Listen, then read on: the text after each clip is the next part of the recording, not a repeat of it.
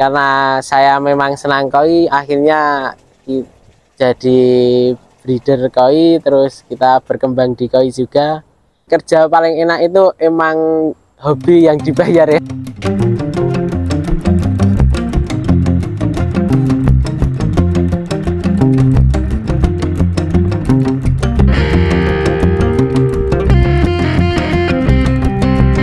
Perkenalkan, nama saya Fandi Ahmad.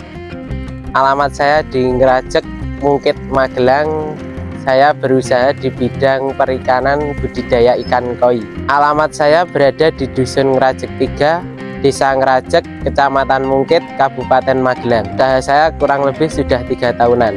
Awal mula saya cuma hobi ikan koi. Dulu saya pelihara ikan koi dari kecil di sawah, terus menjadi besar, jadi indukan. Terus saya coba-coba ingin breeding koi, dan alhamdulillah sampai sekarang berhasil.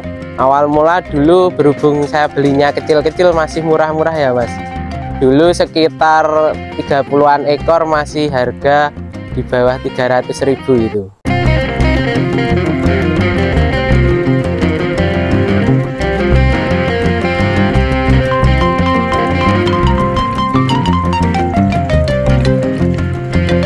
Saya pelihara dulu di sawah mas. Dulu pertama saya campur sama ikan nila, tapi lama-lama kan sudah besar, terus saya bawa pulang ke rumah dan saya cek ternyata sudah jadi indukan. Terus saya coba untuk memijahkan ikannya. Saya dari kecil itu sekitar kurang lebih 1 tahunan mas, pasti ada yang mati rata-rata.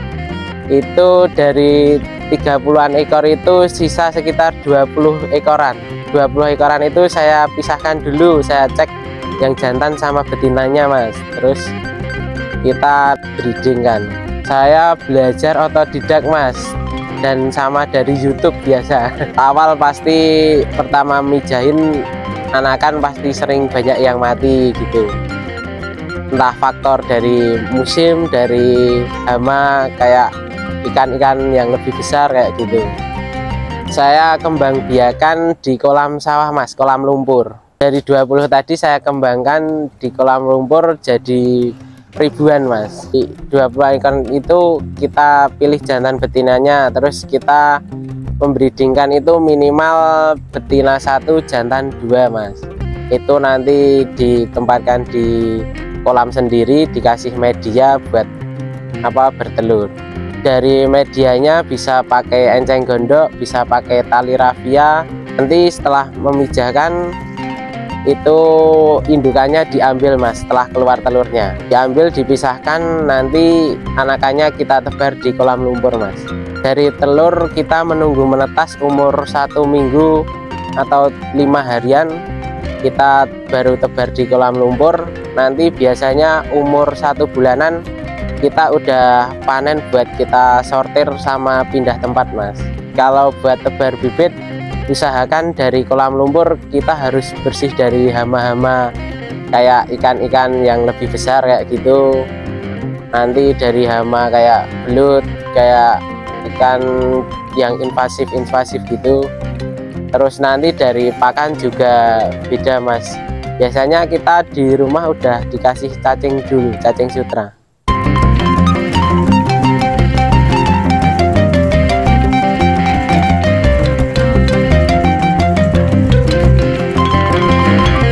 Saya budidaya ikan koi dominan Kohaku Sanke mas. Kita sudah menjual ribuan ekor ya mas. Kita udah banyak seller juga yang ngambil dari kita. Ikan koi dari saya yang banyak terjual jenis Kohaku Sanke mas. Ikan Kohaku Sanke ya kelebihannya itu ikan yang warnanya banyak digemari. Kalau dari Kohaku itu dari warna merah putih mas. Kalau Sanke itu warna merah putih hitam, tapi hitamnya cuma titik-titik gitu. Sistem pengairannya ini air dari sumber mas, langsung dari sumber kita alirkan ke sawah-sawah mas. Kolam lumpur biasanya buat pembesaran lebih bagus mas, karena banyak pakan alaminya juga, dan biasanya tempatnya lebih luas. Buat pembesaran pasti lebih bagus daripada kolam beton. Kolam beton pastinya kita harus butuh apa buat filter ya Mas, buat pompa air sama dibikin filter. Soalnya kalau ikan koi itu biar tetap sehat harus kita ibaratnya itu kita melihara ikan koi sama dengan melihara airnya Mas. Jadi kita harus melihara airnya biar airnya bagus, itu sama aja udah melihara ikan koinya. Kita cuma menyesuaikan Mas. Biasanya kalau dari filteran dari chambernya udah kotor baru kita bersihkan chambernya, tapi kalau buat pengurasan jarang Mas. Biasanya kita dripping paling 50% saja.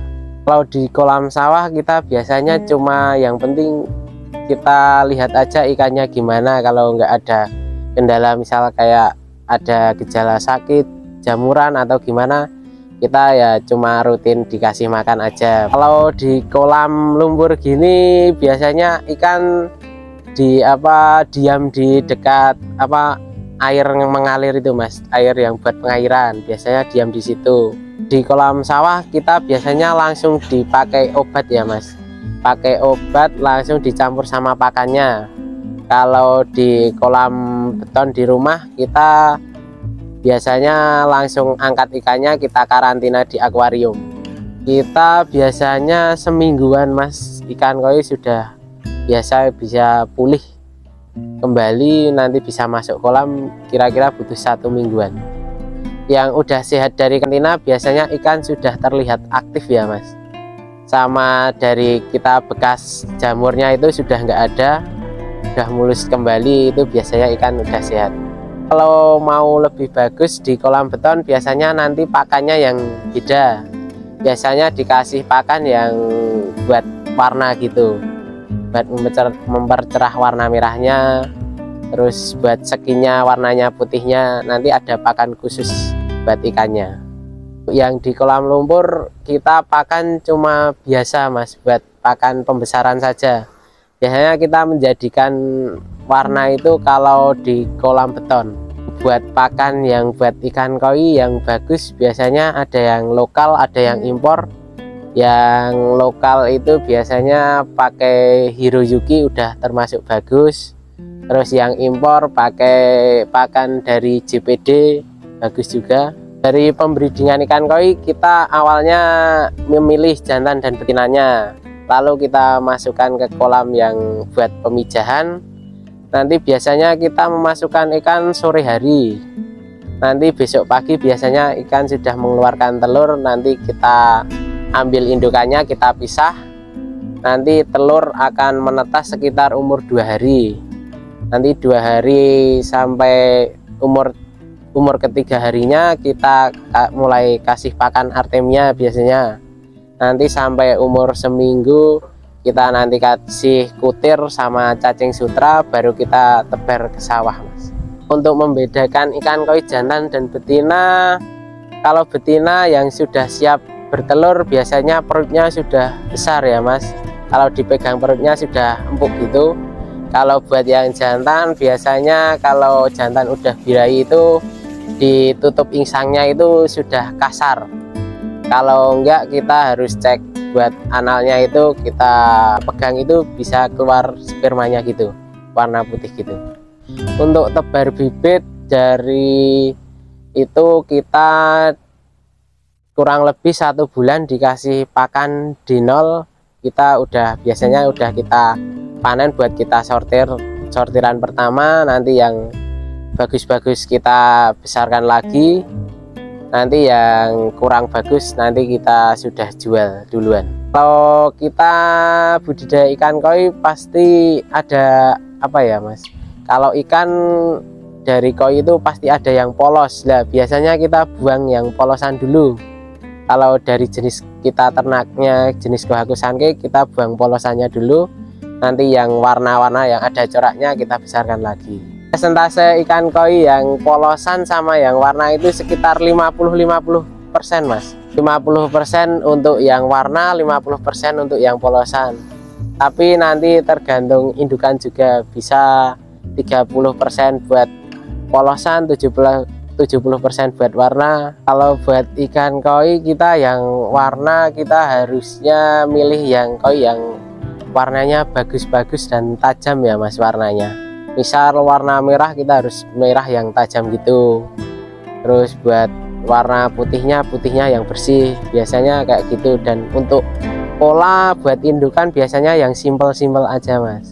Kolam nggak ada standarnya ya Mas, paling kalau kedalaman yang bagus itu buat pembesaran minimal 80 cm. Buat musim hujan biasanya kita kasih rutin obat jamur Mas, biasanya seminggu sekali kita kasih obat jamur buat dicampur di pakannya. Kalau musim kemarau kayak gini kita ndak ada perlakuan khusus ya, yang penting jaga airnya tetap bersih. Oh, dari kita Fandi Koi kita pemasaran lewat online ya Mas. Untuk medianya kita ada Facebook, ada Instagram, ada TikTok juga. Pengiriman paling jauh kita sudah sampai sekitar Jawa Barat, Jawa Timur, terus Sumatera juga pernah.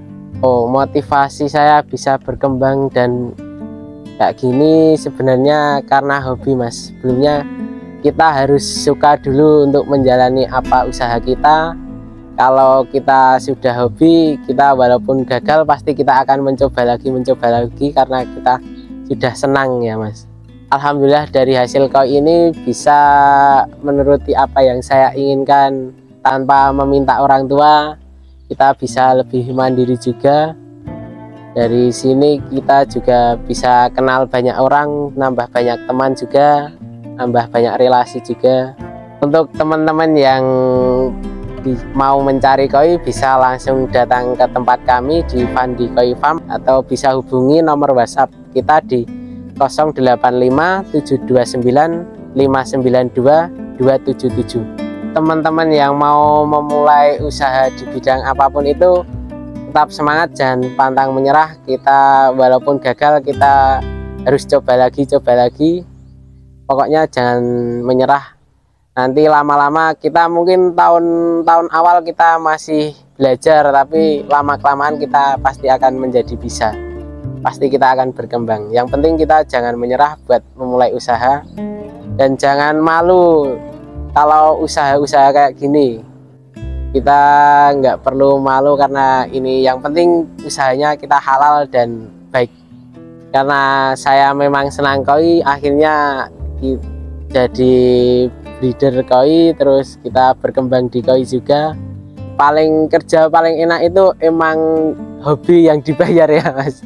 Terima kasih sudah menonton video ini, semoga bermanfaat, dan apabila ada salah kata atau mohon dimaafkan, dan jangan lupa buat subscribe Jejak Rezeki.